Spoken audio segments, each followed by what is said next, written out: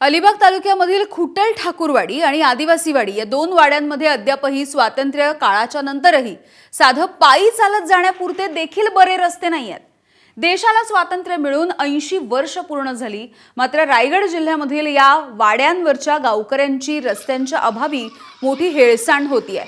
अनेक वेळेला पावसाळ्यामध्ये या गावामधून जाणाऱ्या पायवाटांवरती ओढ्यासारखं पाणी असतं, त्यामुळे शाळेत जाणाऱ्या विद्यार्थ्यांसह रुग्णांना, इथल्या नागरिकांना तारेवरची कसरत करावी लागते।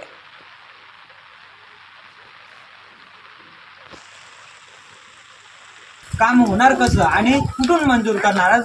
कलेक्टर असो ते त्यांची बाजू काढतात, मुख्य कार्यकारी अधिकारी ते त्यांची बाजू काढतात, PWD ती त्यांची बाजू काढतात, सार्वजनिक बांधकामाचे ते त्यांची बाजू काढतात। मग शासनच म्हणतंय की आमच्यामधून होणार नाही, मग आम्हाला मार्ग दाखवा, कुठून होईल ते?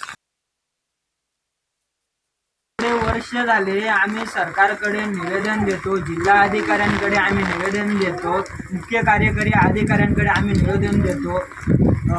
आम्हाला म्हणतायत की जिल्हा परिषद म्हणते की आम्ही जिल्हा नियोजनला पाठवू, जिल्हा नियोजनचं पत्र जाते DPDCला, DPD म्हणते की आम्हाला आमच्या ह्याच्यामध्ये होत नाही, आम्ही वरिष्ठ स्तरीय पाठवतो जिल्हा नियोजनला, तहसीलदार पाठवतात बांधकाम विभागाला आणि बांधकाम विभाग म्हणतंय की आमच्या अंडरमध्ये येत नाही। मग शासनाच्या कोणाच्या अंडरमध्ये येत नाही, मग काम होणार कसं आणि कुठून मंजूर करणार?